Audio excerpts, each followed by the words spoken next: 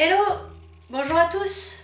Me revoici pour la 18e semaine de mon programme Mincir par le sport et par une alimentation équilibrée.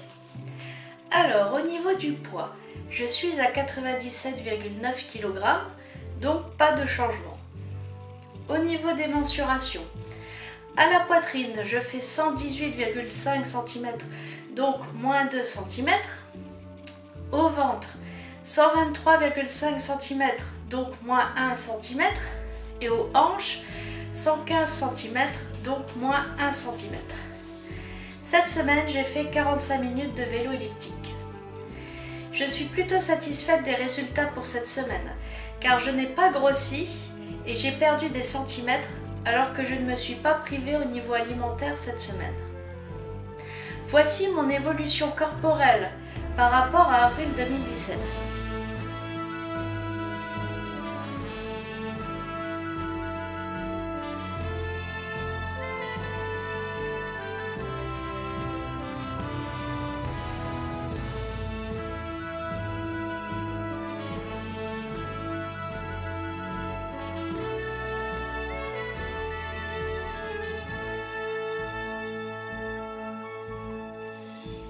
Physiquement, il n'y a pas vraiment de changement extraordinaire.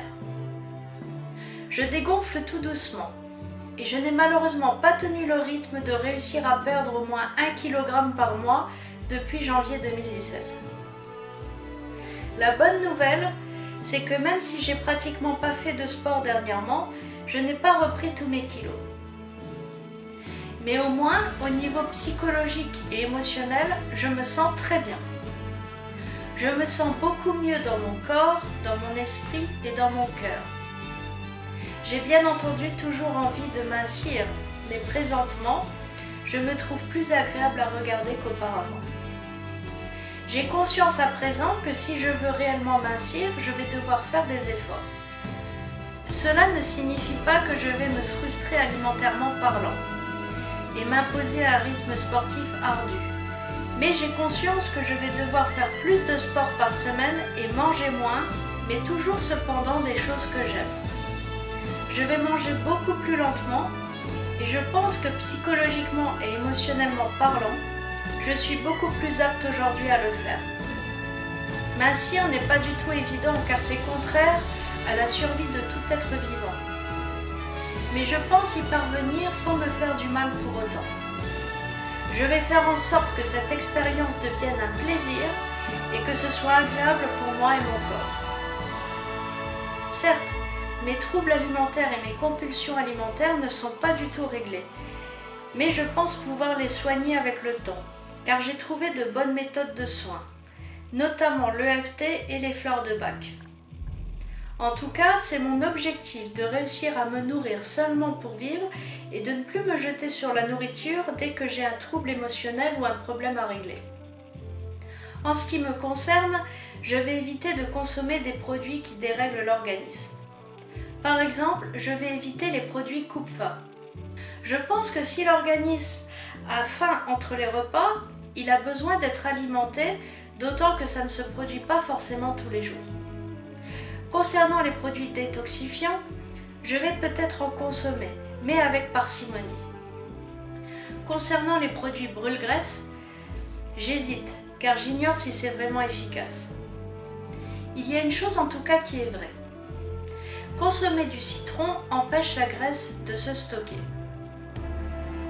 Alors, bien évidemment, inutile de boire 1 litre de citron par jour, mais 1 ou 2 verres, c'est efficace, je pense. Notamment quand vous avez consommé dans la journée un produit gras. Mais le citron consommé ne va pas attaquer les graisses déjà présentes dans votre organisme.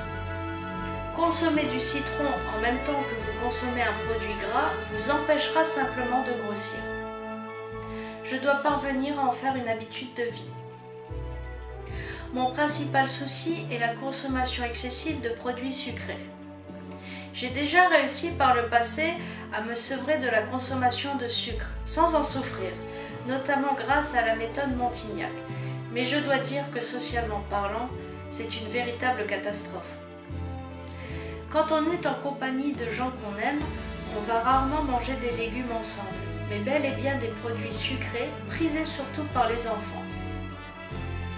Je ne tiens pas à refuser jusqu'à la fin de ma vie la consommation de produits sucrés lors des nombreuses opportunités qui se présenteront dans ma vie, car c'est bon pour le moral. Mais je vais faire de mon mieux pour ne pas en consommer de manière excessive. Par exemple, au lieu de manger 6 barquettes de lus, car les gâteaux sont emballés par 6, je vais en manger 3. Et par la suite, j'espère réussir à en manger par 2 sans ressentir de la frustration pour autant. Je vais réduire ainsi ma consommation de produits sucrés, mais sans toutefois l'arrêter définitivement, car je sais pertinemment que si j'arrêtais d'en manger, même temporairement, je serais malheureuse et en manque et frustrée, ce que je ne veux absolument pas, car les conséquences seraient qu'arrivé au bout du rouleau, je serais capable de dévorer le paquet entier pour calmer le manque que j'ai ressenti pendant tout ce temps. Certes, la manière de mincir est vraiment très lente, mais je veux mincir sur du long terme et ne plus jamais reprendre mes kilos dans le futur. Ayant de l'expérience avec les nombreux régimes que j'ai effectués, je sais que la manière de mincir le plus rapidement n'est pas forcément la plus efficace sur le long terme, notamment si le corps a subi des privations ou carences excessives. Je pense qu'on n'a pas le droit de faire n'importe quoi avec sa santé, et c'est vraiment dommage qu'il n'y ait pas de loi qui protège les personnes en surpoids contre les régimes dangereux, comme par exemple le régime pamplemousse ou la soupe aux choux. Nous avons besoin de manger ce que notre corps nous réclame, sinon nous tombons malades, car il a besoin de certains nutriments pour que nous gardions la santé. C'est pourquoi je ne me lancerai jamais définitivement, ni même temporairement, dans une alimentation pauvre en graisse, car mon corps ne va faire que me réclamer des produits gras, puisqu'il en a besoin pour vivre. Par contre, ce que je vais faire, c'est consommer des produits gras, mais en faible quantité. Comme ça, tout le monde est gagnant et je suis certaine que ça va marcher. Voilà, merci beaucoup de m'avoir écouté. Si tu as aimé cette vidéo, n'hésite pas à la liker et abonne-toi à ma chaîne pour recevoir les futures vidéos. Bon courage à ceux qui mincissent actuellement. Je vous fais un très gros bisou. À la semaine prochaine. Bye bye.